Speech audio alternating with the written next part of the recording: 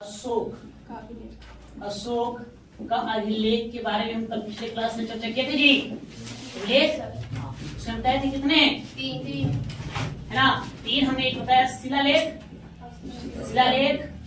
उसके बाद हमने दूसरा बताया था कौन है ना, पहला शिलालेख, दूसरा आपको हमने बताया स्तंभ लेख, और तीसरा हमने बताया क्या, गुहा लेख की हमने चर्चा किया था। ठीक है, शिलालेख में हमने बताया कि यहाँ पर दो ध्यान रखना है, एक क्या रखना है, दीर्घ या बृहद, और दूसरा हम क्या ध्यान रखेंगे, लघु शिलालेख। ठीक है, यहाँ कोई शिलालेख नहीं है। अच्छा, आपसे पूछा जाएगा कि बताइए निम्नलिखित में अभिलेखों की प्राचीनता एक प्रश्न हमने देखा कि वो सिविल सर्विस में प्रश्न पूछा गया है। हाँ, वो अपना अरेंज किए हुए ऑप्शन दिए हुए थे। ऑप्शन में दिए हुए थे लघु शिलालेख, उसके बाद दीर्घ शिलालेख, उसके बाद फिर ऑप्शन दिया था स्तंभ शिलालेख, स्तंभ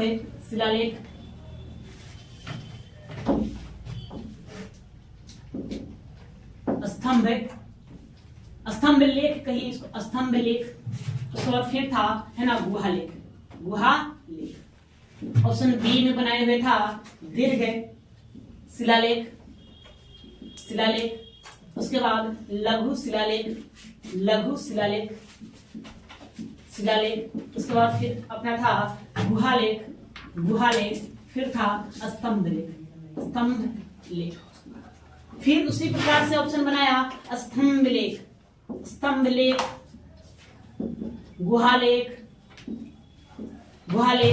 दीर्घ लेख, और ये दीर्घ शिलालेख कहिए, ये दीर्घ लेख, लघु लेख, ये ऑप्शन बना। फिर आपको ऑप्शन बना दिया ये डी है ना, शुरू किया गुहा लेख से, दीर्घ लेख, लघु लेख, स्तंभ लेख।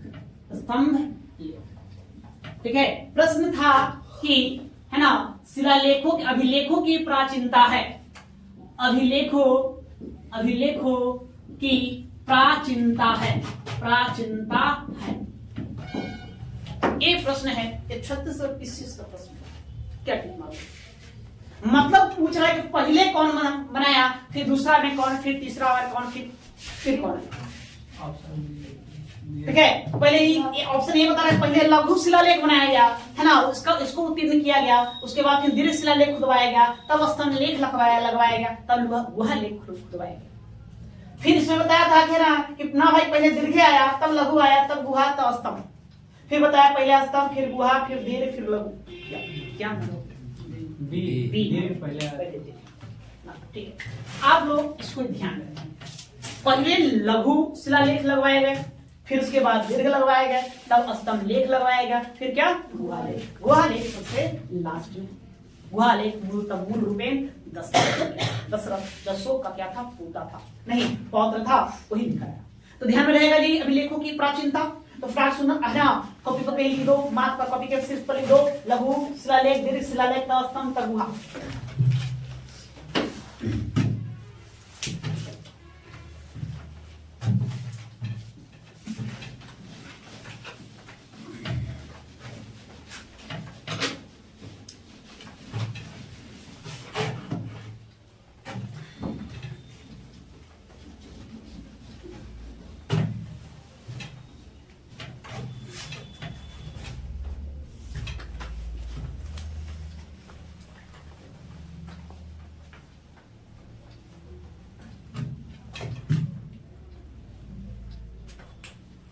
चलिए हो गया। तो अब यहाँ देखिए, तो हमने ये बताया पिछले क्लास में चर्चा कर दिए थे कि अशोक का अभिलेख जो है उसको तीन कैटेगरी में रखा गया, एक शिलालेख, एक स्तंभ लेख, गुहा लेख।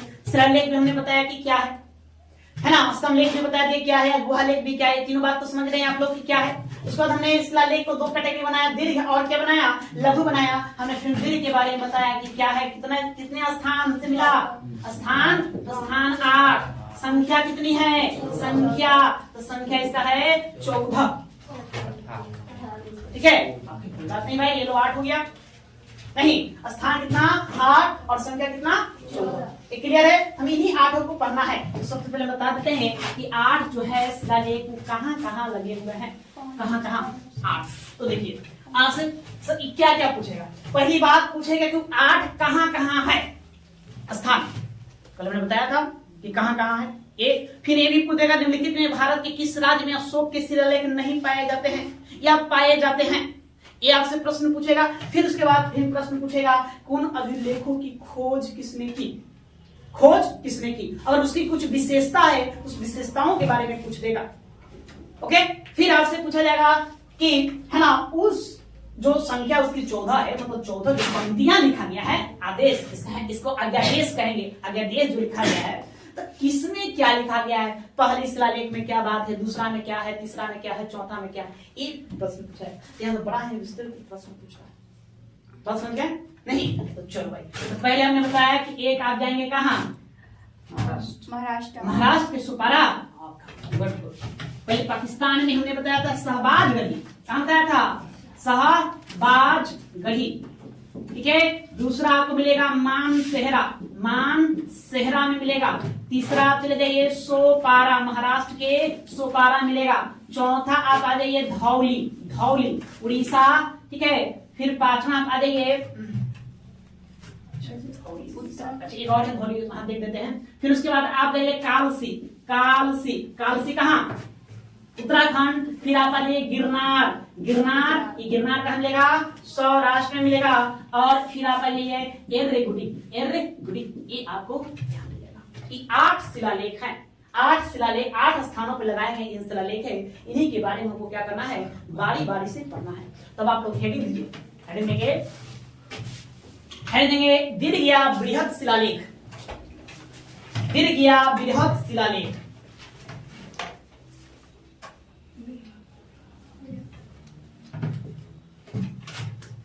जौहर होगा जी, जौहर, जौहर।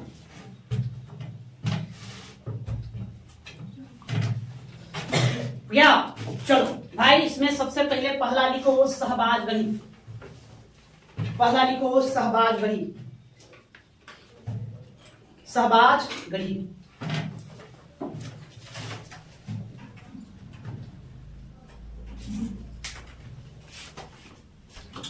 शॉर्टकट में लिखेंगे, देखिए कहां है यह, तो लिखो नीचे, पाकिस्तान के पेशावर जिले में,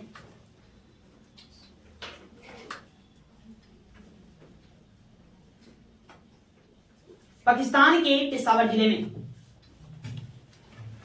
ज्यादा पॉइंट नहीं आपको बनाना है, आप उतना ही लिखिए जितना समझ गए। तो क्या लिख देंगे इसको, तो पाकिस्तान के पेशावर जिले, पेशावर जिले में, जिले में, ठीक है। कौन खोजा, तो जनरल, जनरल कनिंघम, कनिंघम ने 1836 में खोजा, खोजा, ओके।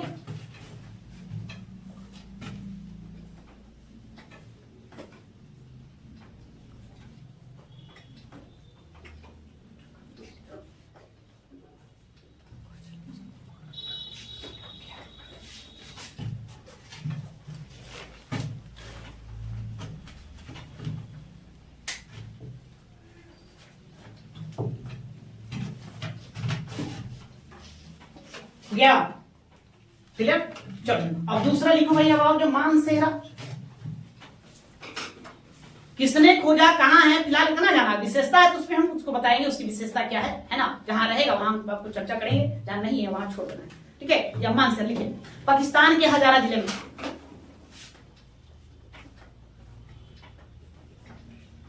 पाकिस्तान के हजारा जिले में,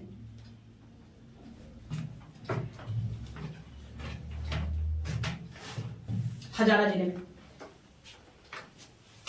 ठीक है, हजारा जिले में है ना। 1889 में general Cunningham, general Cunningham, Cunningham ने खोजा, खोजा, ठीक है। अच्छा था, एक मिस्टेक हो गया, ये आगे दोनों कनिंघम नहीं खोजेगा, है ना। मानसेहरा को कनिंघम खोजेगा, ये आप लिखिए जनरल कनिंघम, इसको आप कर दीजिए कोट, जनरल कोट। हाँ, थोड़ा सा इसको सुधार लेंगे। शहबाज गढ़ी को जनरल कोर्ट ने 1836 में खोजा था, ठीक है, यहाँ कोट कर लेंगे, कोट जनरल कोट, और मानसेहरा को 1889 में जनरल कनिंघम में खोले।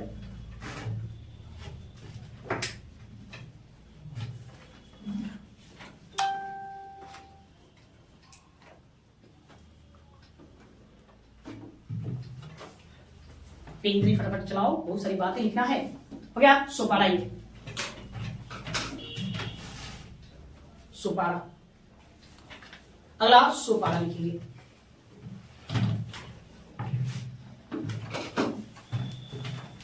देखिए कहां है यह सोपारा? महाराष्ट्र में। देखिए महाराष्ट्र के थाना जिले में, महाराष्ट्र के थाना जिले में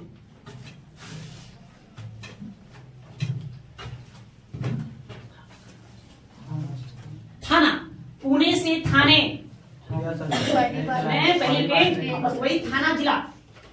अब समझना क्या, वहां उसको थाने कहते हैं, तब लोग समझता है उसको थाना भी कहते हैं, है ना। वो थाना वो पुलिस चौकी नहीं, थाना जिले का नाम है महाराष्ट्र में थाना।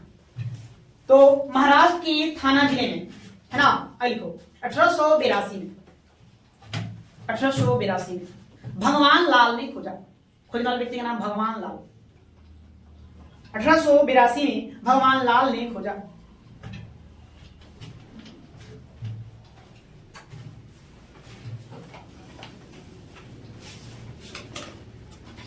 हो गया सोपारा। अब ये धौली, धौली, धौली शिलालेख।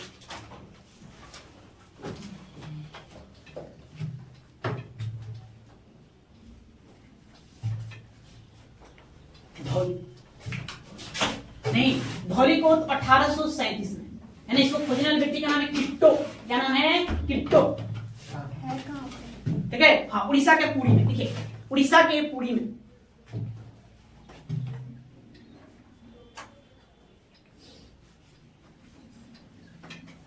पुरी। धौली कहां है? उड़ीसा के पुरी में। 1837 में किट्टो ने खोजा। व्यक्ति का नाम था किट्टो।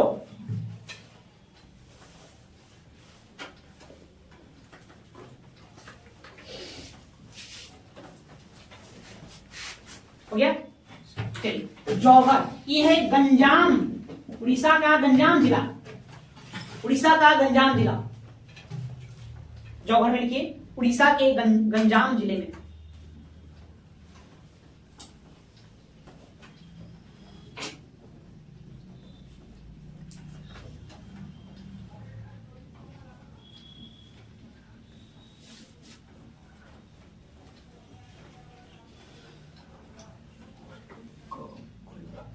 खोजा तो 1850 में इसको खोजेगा वो, है ना, Walter Elliot.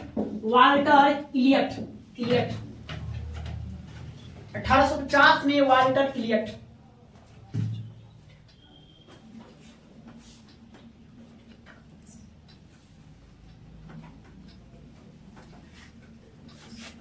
Walter Elliot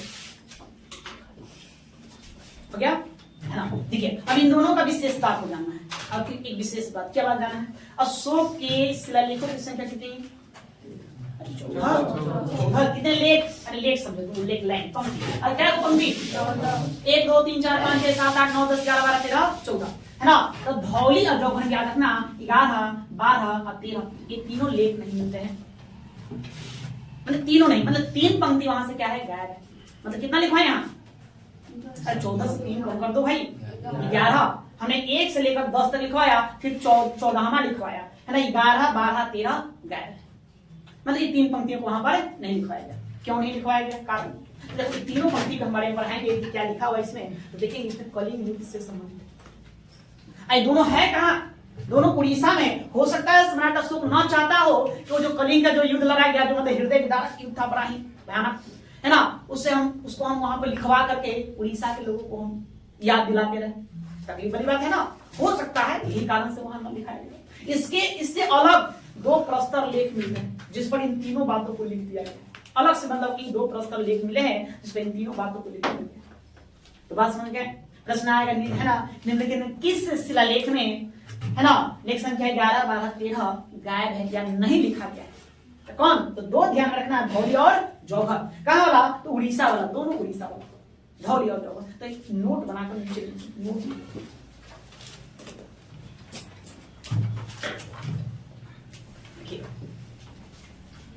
Dhauli तथा जौघर, धौली तथा जौघर, जौघर के बृहद शिलालेखों में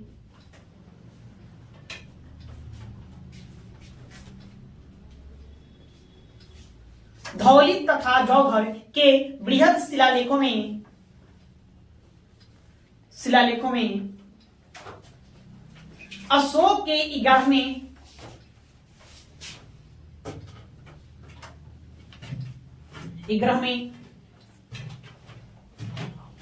ब्रह्मे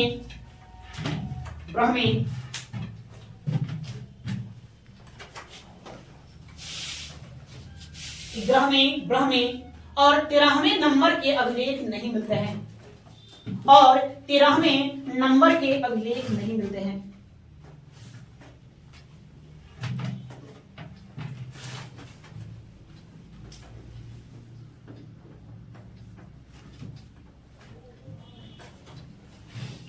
नहीं मिलते हैं। इसके स्थान पर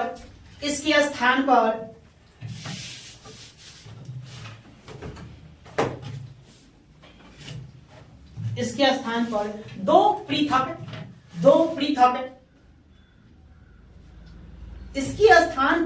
पृथक लेख मिलते हैं, मैंने अलग से लिखा गया उसको, लेख मिलते हैं,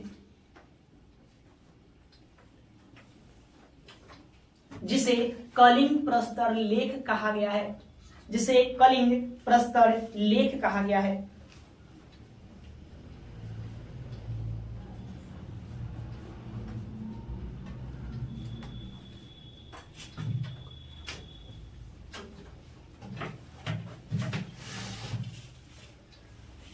क्लियर है? बातें समझ गए आप लोग? चलिए, तो इसको दोनों को बातें को ध्यान में रखते हैं। अब आइए कालसी, कहेंगे कालसी में, देखिए कालसी,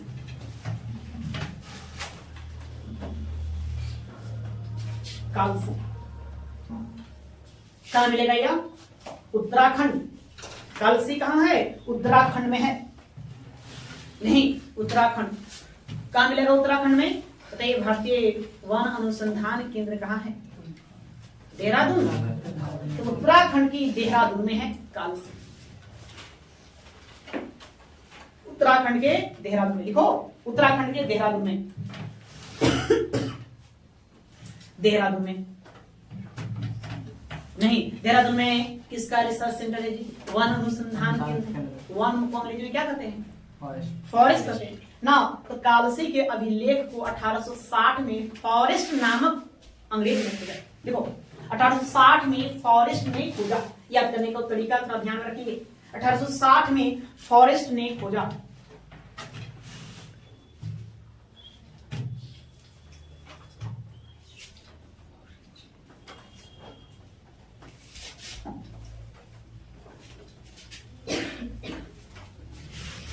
फॉरेस्ट ने खोजा।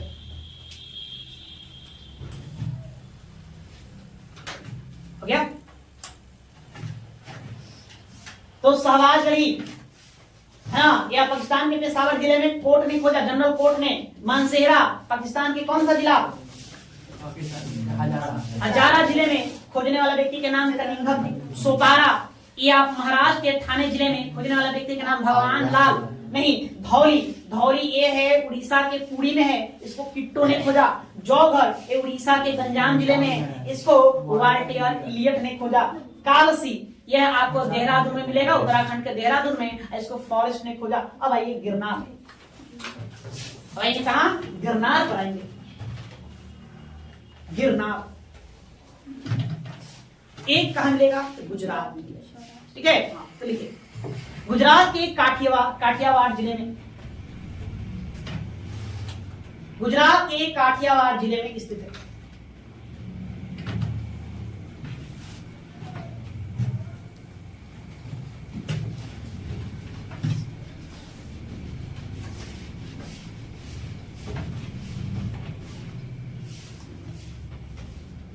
ठीक है, अब देखो भाई, गिरनार से आपको बातें ध्यान में रखना है। इसको सबसे पहले 1822 में कर्नल टाड ने खोजा। किसने खोजा? Colonel Tod.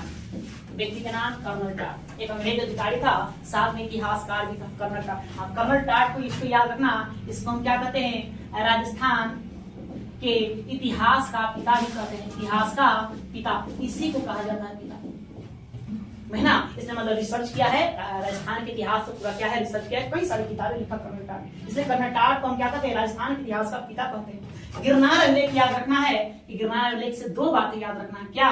पहला कि सबसे सुरक्षित, क्या है सबसे सुरक्षित, मतलब कि जितने भी 8 मिले हैं, 8 में सबसे सही कंडीशन में, अच्छा कंडीशन में कौन मिला है? गिरनार। और ये 2 भागों में बटा हुआ है। तो इसमें हम क्या क्या, इसमें 2 भागों में, मतलब एक है आधा लेखों के इधर लिखवा दिया गया है और आधा लेखों के इधर लिखवा दिया है। ठीक है, तो प्रश्न पूछा जाता है कि कौन सा बृहद शिलालेख 2 भागों में बटा है? तो कौन बटा है? गिरनार। और कौन सा शिलालेख सबसे ज्यादा सुरक्षित है? तो कौन है? गिरनार। ये आपको कहाँ मिलेगा? गुजरात के काठियावाड़ जिले में मिलेगा।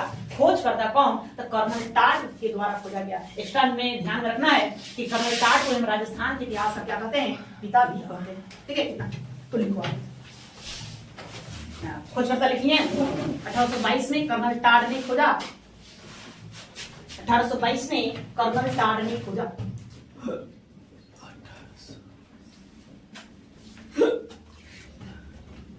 कर्नल टाट ने खोजा। हो गया? आगे लिखो दूसरा, सबसे सुरक्षित शिलालेख। सबसे सुरक्षित शिलालेख, सुरक्षित शिलालेख।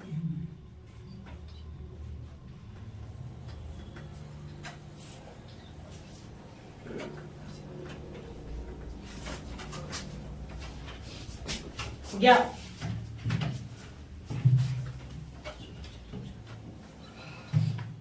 आगे, यह अभिलेख 2 भागों में बटा है।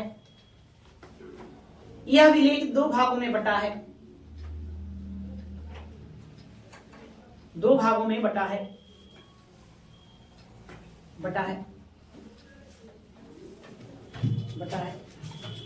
इसमें ऊपर से नीचे एक लकीर खींची गई है, लाइन खींची गई है। इसमें ऊपर से नीचे एक लाइन खींची गई है। ऊपर से नीचे एक लाइन खींची गई है।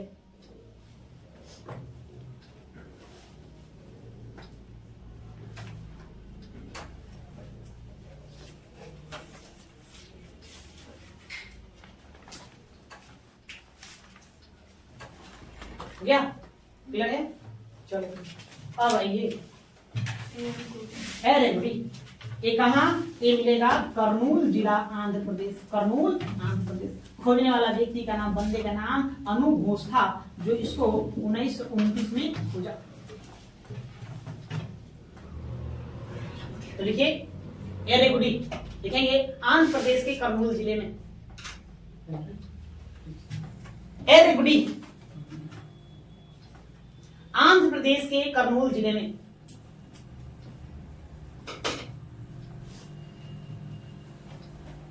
कर्नूल जिले में, कर्नूल।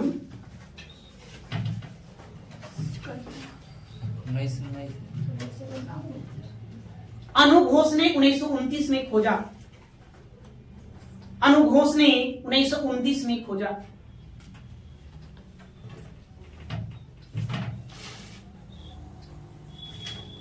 1929 में खोजा।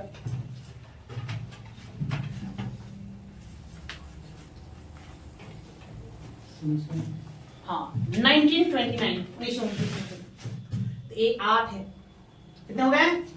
तो कितने बृहद शिलालेख है? 8। अब देखिए नवीन खोजों के अनुसार, अगर हम नवीन खोजों की बात करें, नवीन खोजों के अनुसार 2 और बढ़ जाते हैं। ठीक है, इतिहासकार मानते हैं कि न इन दोनों को भी हम बृहद शिलालेख में रख सकते हैं, लेकिन अभी उसको अनुमति प्रदान न की गई है। तो 2 खोजा गया है। एक का नाम है सन्नति। क्या नाम है? सन्नति। ये आपका कर्नाटक से खोजा गया। और दूसरा आपका है कंधार। कौन है? कंधार। ये आपका पाकिस्तान। बस हो गया है ना? एक कौन है? कंधार। कंधार आपको कहा जाएगा? अफगानिस्तान, है ना? ये अफगानिस्तान में खोजा गया। अफगानिस्तान से। तो 2 और है, 2 और है, लेकिन इसको अभी हम क्या कहते हैं? इसको खोजा तो गया है, इसमें भी क्या है, बृहद शिलालेख पर जो बातें लिखी गई है इन दोनों पर भी लिखा है, लेकिन पूरा का पूरा बातें नहीं मिलता है, कुछ अंश तक, इसलिए हम इसको क्या कहते हैं, इसको हम बृहद शिलालेख में नहीं रखते हैं, है ना। लेकिन इतिहासकारों का नाम है, इसको भी आप रख सकते हैं, तो उन लोगों की बात है, बस आपको ध्यान में रखना है कि 2 नए और खोजे गए हैं, ठीक है। तो लिखो पुनर्नौमा सन्नति, कोष्ठ में लिखो कर्नाटक, सन्नति कोष्ठ में लिखिए कर्नाटक लिखो,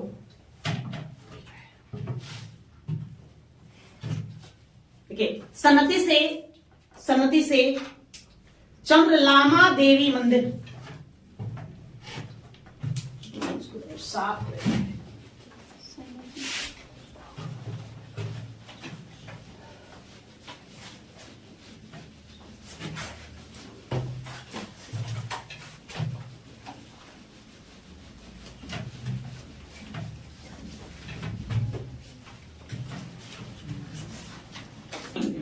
देवी मंदिर, इसी देवी मंदिर, पुराना देवी मंदिर है, इसी देवी मंदिर में एक ग्रेनाइट है, ग्रेनाइट, या उसी ग्रेनाइट पर बृहद शिलालेखों के कुछ अंश को क्या कर दिया गया है, लिखा गया है।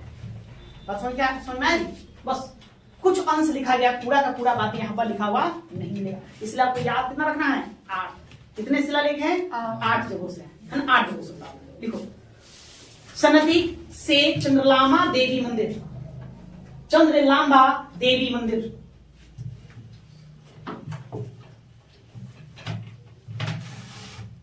चंद्रलामा देवी मंदिर, मंदिर के एक ग्रेनाइट पर, के एक ग्रेनाइट पर, ग्रेनाइट पर, ग्रेनाइट, ग्रेनाइट समझते हैं, तो घरों में लगाते हैं ग्रेनाइट वगैरह, तो ग्रेफाइट, ग्रेनाइट पर बृहद शिलालेखों के कुछ अंश लिखे गए हैं, बृहद शिलालेखों के कुछ अंश लिखे गए हैं,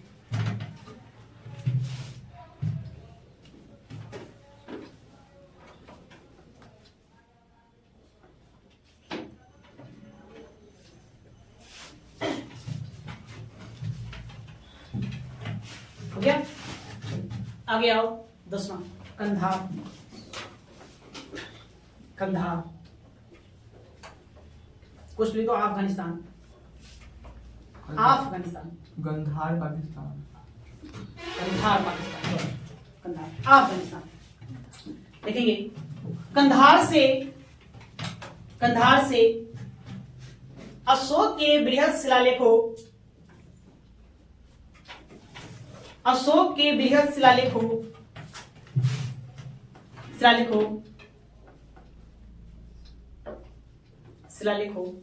के ब्राह्मे एवं 13वें लेख, ब्राह्मे एवं 13वें लेख के कुछ अंश मिले हैं, के कुछ अंश मिले हैं, ब्राह्मे एवं 13वें शिलालेख के कुछ अंश मिले हैं, मतलब ब्राह्मा और 13वां जो पंक्तियां हैं उसी का कुछ बातें वहां पर क्या किया गया है, लिखा गया है।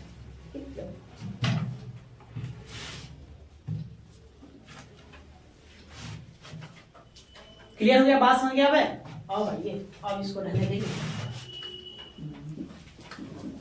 अशोक के 14 शासनादेश, शासनादेश, अब आप ये शीर्षक दो,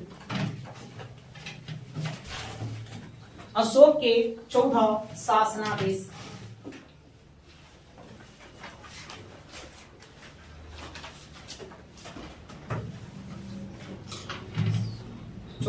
शासनादेश,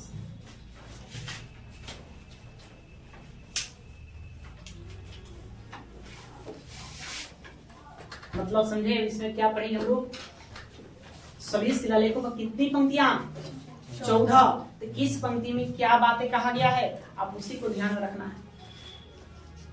बात समझा जी? हाँ, या तो चलो ये हेडिंग दिया, उसमें आप लिखो प्रथम लेख, प्रथम जो लेख है, कि लेख में क्या कहा गया।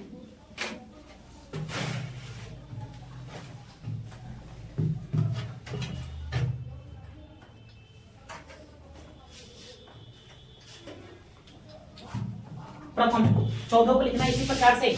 तो 10 आपके पास लाएंगे स्पीड गति में। यहाँ आपको समझना नहीं है, यहाँ क्या करना है, रट्टा मार देना।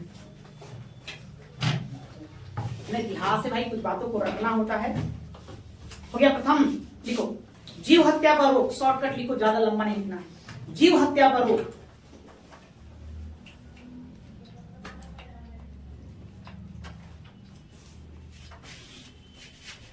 जीव हत्या पर रोक। दूसरी बात लिखें, सभी प्रजा मेरी संतान है।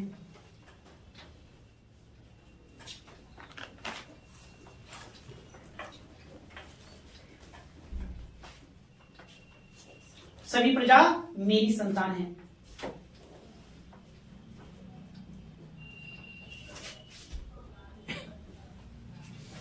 ठीक है, तो अर्थात प्रथम लेख में सो कहता है तो हमें जीवों पर दया करना चाहिए, इसलिए जीव हत्या पर रोक लगाने की बातें कहता है। वो लिखता है कि इससे पहले जब धर्म की नीति हम अपनाए थे तो उससे पहले सहस्त्र जीवों की हत्या की जाती थी, लेकिन नहीं, अब नहीं, अब आपको जीवों को क्या करना है, रोकना है।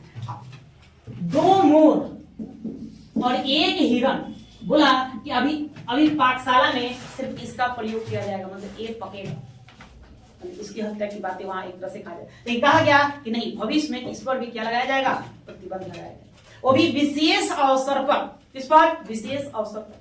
ऐसे प्रत्येक दिन है ना, राजा के अधिकारी पदाधिकारी जो भी होते थे उन लोगों के भोजन में क्या होता था, मांसाहार होता था। बात समझ गए, अभी हम खाते हैं ना चिकन मटन, तो वो हुआ करता था। लेकिन प्रथम शिलालेख में सीधा सीधी बात बोला तो जीव हत्या पर क्या करना है, प्रतिबंध लगा। लेकिन विशेष अवसर पर 2 मोर 1 हिरण चलेगा, लेकिन ये भी हमेशा नहीं, विशेष अवसर पर। और आगे चल के इसको भी हम क्या कर देंगे, बंद कर देंगे। साथ में और ये कहता है कि जितने भी जनता है, प्रजा है, तो सब मेरी संतान है, हम उसका क्या रखेंगे, ख्याल रखेंगे। तो प्रथम शिलालेख की कितनी बातें, ज्यादा नहीं। अब ये दूसरा लेख, दूसरा लेख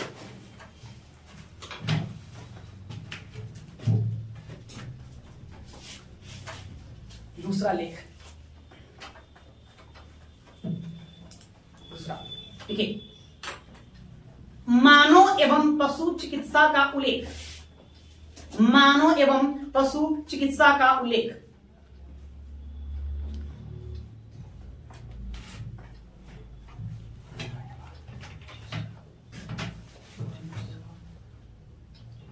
मानव एवं पशु चिकित्सा का उल्लेख मतलब कहता है यार कि मानवों का और पशुओं का हमें क्या रखना चाहिए, ख्याल रखना चाहिए। ख्याल है कि बीमार पड़ जाए, घायल हो जाए, उसका चिकित्सा भी चाहिए कि नहीं चाहिए, तो चिकित्सा देने की बातें करता है। किसमें, दूसरा है कि चिकित्सा करो। साथ में इसी में है ना, दक्षिण के 5 राज्य, दक्षिण के कितने, दक्षिण के 5 राज्यों का उल्लेख किया गया है। और फिर यमन राज्यों का उल्लेख किया गया, देशों का उल्लेख किया गया। प्रश्न आपसे पूछा जाएगा अशोक के किस लेख में दक्षिण के 5 राज्यों का उल्लेख है, तो किसमें, दूसरा में, है ना। पशु चिकित्सा की बातें कहां करता है, तो दूसरा में करता है। मानव चिकित्सा की बात कहां करता है, किया गया है, तो दूसरा में किया गया। प्रश्न है कैसे भी बन सकता है, घुमा करके आपको ध्यान देना होगा कैसे वो प्रश्न पूछेगा। ठीक है, देखो अगला उसी में आप जो दक्षिण के 5 राज्यों, दक्षिण के 5 राज्यों और सीमांत राज्यों का उल्लेख, दक्षिण के 5 राज्यों और सीमांत राज्यों का उल्लेख।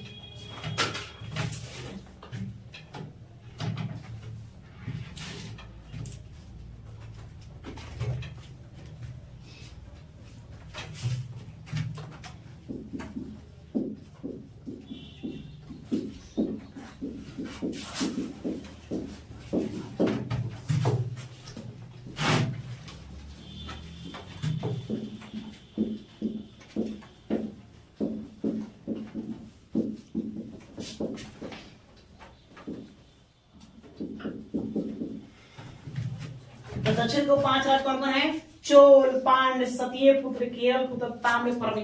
इन 5 राज्यों का उल्लेख कहां देखने को मिलेगा, दूसरा शिलालेख में। साथ में यहाँ पे लिखा हुआ यमन देश, यमन देश, यमन देश।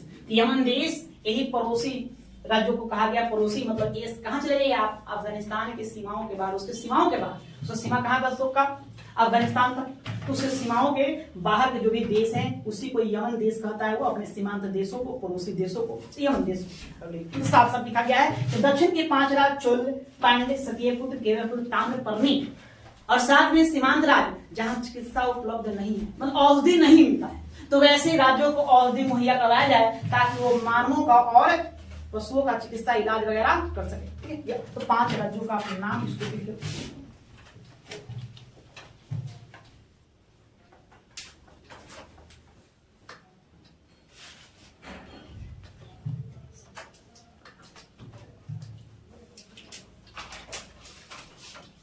हो गया?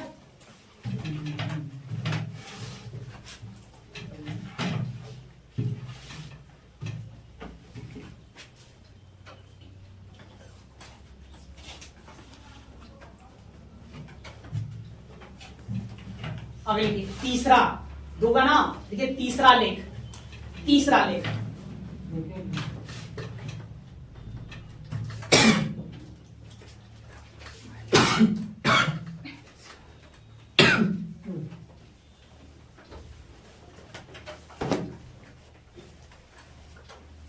हो गया। तीसरा, तीसरा लेख, एक पंक्ति। पदाधिकारियों को प्रत्येक 5वें वर्ष, पदाधिकारियों को, या अधिकारियों भी लिख सकते हैं, पदाधिकारियों को प्रत्येक 5वें वर्ष, 5वें वर्ष, प्रत्येक 5वें वर्ष दौरे पर जाने का निर्देश, दौरे पर जाने का निर्देश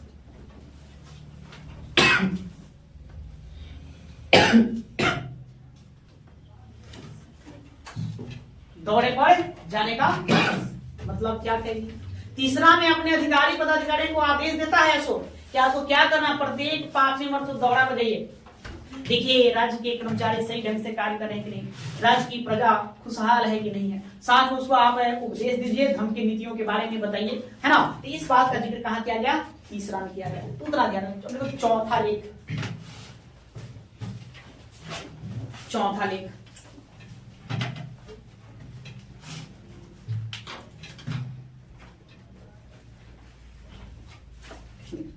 भेरी घोष की जगह धम्म घोष की घोषणा।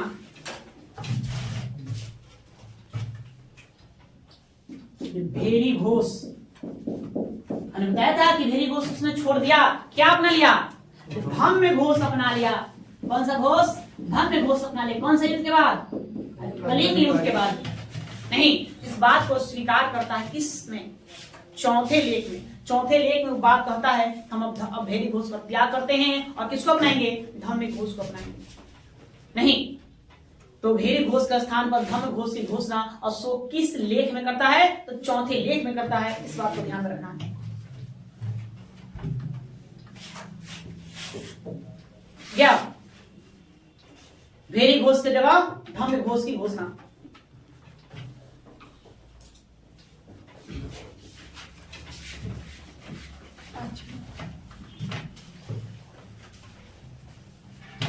अब आइए 5वां,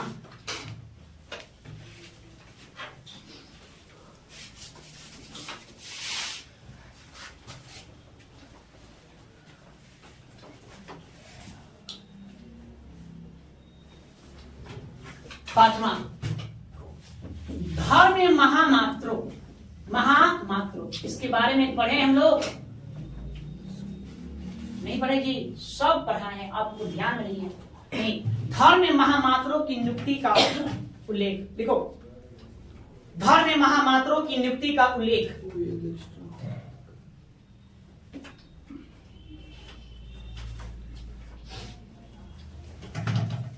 हमने पढ़ाया था धर्म की नीति में कसो क्या करता है? धर्म के प्रचार प्रसार करने के लिए एक नए प्रकार के पद का सृजन करता है। उस पद का क्या नाम था? धर्म महामात्र। वही धर्म महामात्रों की नियुक्ति का उल्लेख वो अपना किया है। कौन सा अभिलेख में? 5वें अभिलेख में किया है। नहीं, वहीं पर बताया है कि मैं धर्म महामात्रों की नियुक्ति करें। साथ में एक लाइन और याद रखना, इसी में वर्ण व्यवस्था का भी उल्लेख मिलता है। अगला देखो, वर्ण व्यवस्था का उल्लेख।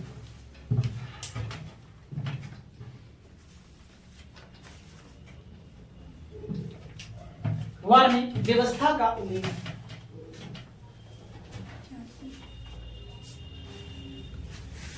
अब आइए छठा,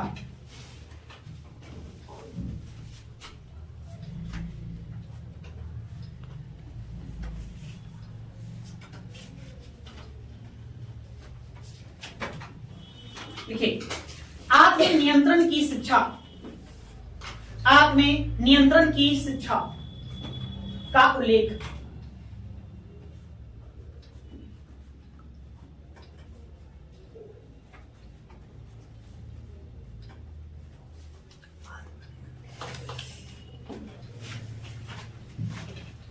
आत्म नियंत्रण की शिक्षा का उल्लेख, मतलब खुद पर काबू करने की बातें करता है। किसमें? तो छठे में। अब सातवां,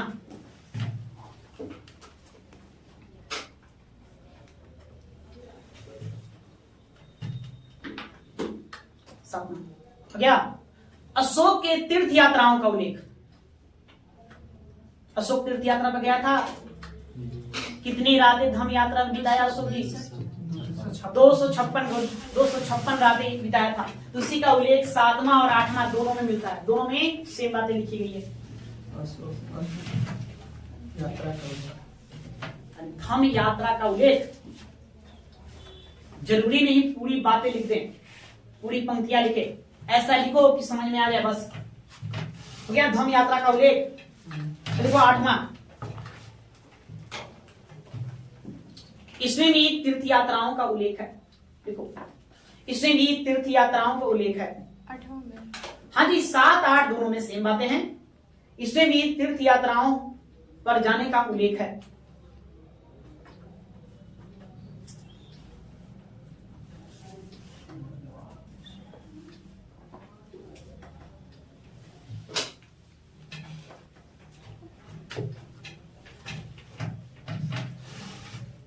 ऐसे प्रश्न पूछा जाएगा, अशोक के किस लेख में बोध गया की यात्रा करने का उल्लेख मिलता है? 8वां, कौन से जवाब दोगे? 7 दोगे कि 8 दोगे? दोनों में तो मतलब यात्रा करने का उल्लेख मिलता है ना। लेकिन ध्यान में रखना है कि 8वां में स्पष्टम लिखा गया है बोध गया के बारे में। ठीक है, तो लिख दो एक पंक्ति, बोध गया की यात्रा करने का उल्लेख। 8वें में जोड़िए, बोध गया की यात्रा करने का उल्लेख। जन्म अपने राज्याभिषेक के कैवें वर्ष गया था? ये भी हमने आपको पहले बताया। 10वें वर्ष जाएगा वो, 10वें वर्ष जाएगा।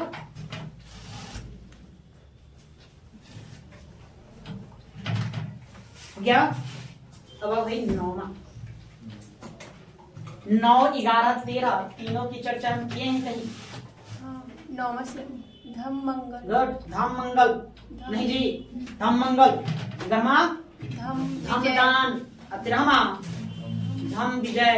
धम्म मंगल, धम्म दान, धम्म विजय, ये तीनों की चर्चा की है। वहां भी आपको बताए थे कि देखिए हम आगे चल के पढ़ेंगे कि अशोक के अभिलेखों में, अभिलेख में 9वां अभिलेख, 11वां अभिलेख और 13वां अभिलेख, तीनों में उल्लेख है। 9वां में धम्म मंगल, 11वां में धम्म दान और 13वां में धम्म विजय, इसका उल्लेख किया है। तो लिख दो धम्म मंगल का उल्लेख, धम्म मंगल का उल्लेख। धम्म मंगल क्या होता है इस पर भी चर्चा किए थे, बिल्कुल किए हैं। आप वहां जाकर देखेंगे क्या लिखा गया उसमें, धम्म मंगल का उल्लेख।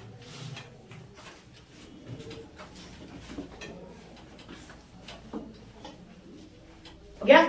चलो अब आइए 10वां,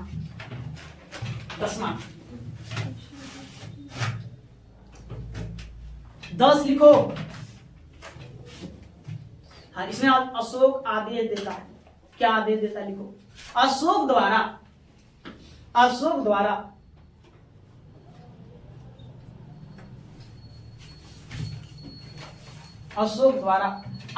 दिया गया कि, अशोक द्वारा आदेश दिया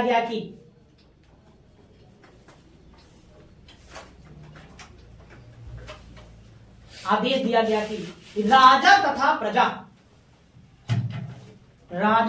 प्रजा सर्वत्र जनता के हित में कार्य करे।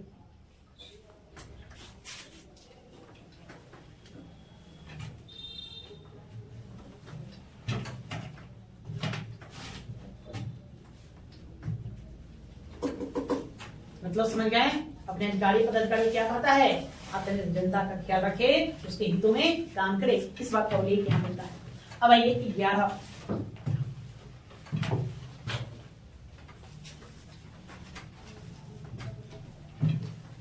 में जान गया ना, धम्म दान का उल्लेख। धम्मदान का उल्लेख,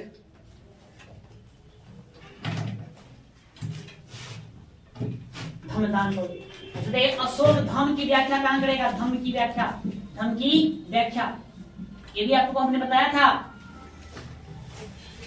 11वें में ही धम्म की भी व्याख्या करें। धम्म क्या है? तो धम्म की व्याख्या भी कहां करेगा? 11वें में। एक लाइन और जोड़ो, धम्म की व्याख्या, धम्म की व्याख्या।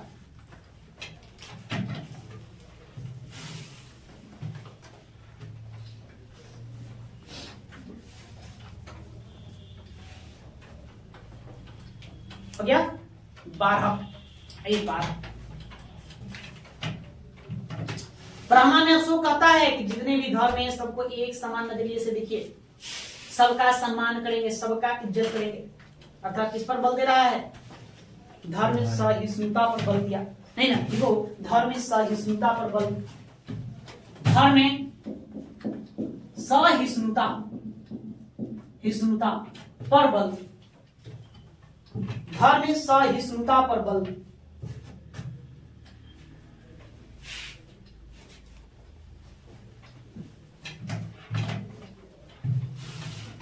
गया। अब ये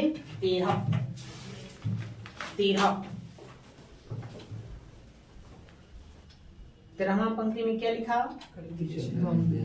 दोनों सब बात ऑलरेडी पहले पर आ चुके हैं, लेकिन आप लोग ध्यान में नहीं है। धम्म विजय की व्याख्या, धम्म विजय का उल्लेख और कलिंग युद्ध। हाँ गुड, कलिंग युद्ध लिखिए। धम्म विजय का उल्लेख,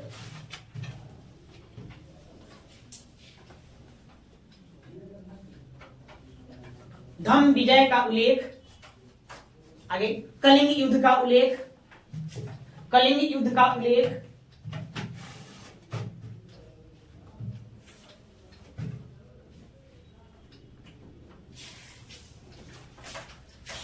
दक्षिण के 5 राज्यों का उल्लेख किस अभिलेख में मिलता है? पहला, दूसरा, तीसरा, चौथा। अभी थे 13 है, दूसरा। अरे दूसरा है भाई। दूसरा। पहला का मतलब कि हत्या पर रोक, किसकी हत्या पर रोक? जीव हत्या पर रोक। और दूसरा कहा भाई जीवों को चिकित्सा दे दो, तो चिकित्सा देने के लिए वहीं में बताया कि जिस राज्य में औषधि नहीं वहां औषधि भिजवा दो। तो 5 राज्यों का जिक्र किया, दक्षिण के 5 राज्य वहां औषधि नहीं, औषधि भिजवाओ। यमन राज्यों का भी उल्लेख किया, ठीक है।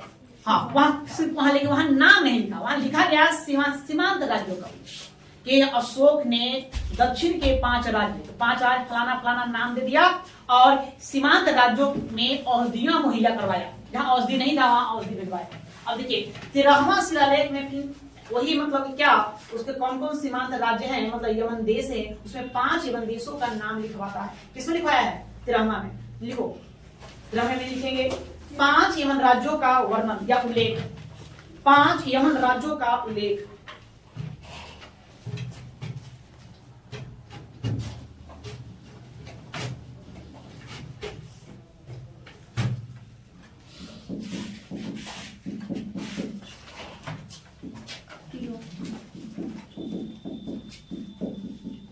पांच राज्यों में नाम लिखिए। अतियोग, अतिकिनी,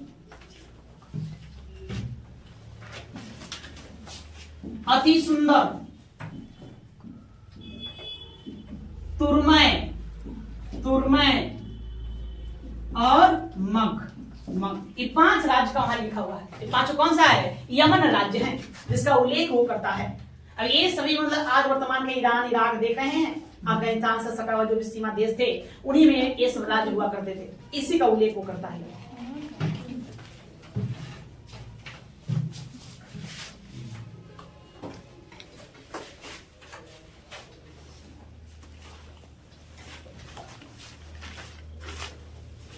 सब थक गया जी? थक गया ना? सब छोड़ दिया आपने? अच्छा एक और बचा हुआ है। अच्छा 13 तक, हाँ 14। हाँ तो 14 में लिखिए। ईश्वर देखिए 14 में अशोक कहता है जनता को प्रेरित करता है कि आप लोग धार्मिक जीवन व्यतीत, कैसा जीवन? धार्मिक, है ना। तो अशोक जनता को धार्मिक जीवन व्यतीत करने के लिए प्रेरित करता है। किस लेख में? 14 में। बस इस बात को लिख देंगे 14वां में। अशोक जनता को धार्मिक जीवन व्यतीत करने के लिए प्रेरित करता है। अशोक जनता को धार्मिक जीवन व्यतीत करने के लिए प्रेरित करता है।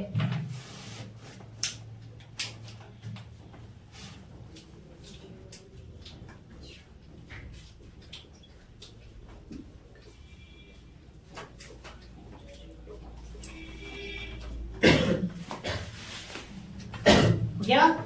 एक अशोक के 14 लेख थे, तो 14 में क्या बातें लिखा गया है आपको याद रखना ही रखना होगा, क्योंकि फिर मामला गड़बड़ हो जाएगा। सबको ध्यान रखो। चलो ठीक है, आज के लिए इतना ही, बाकी अब बाद में।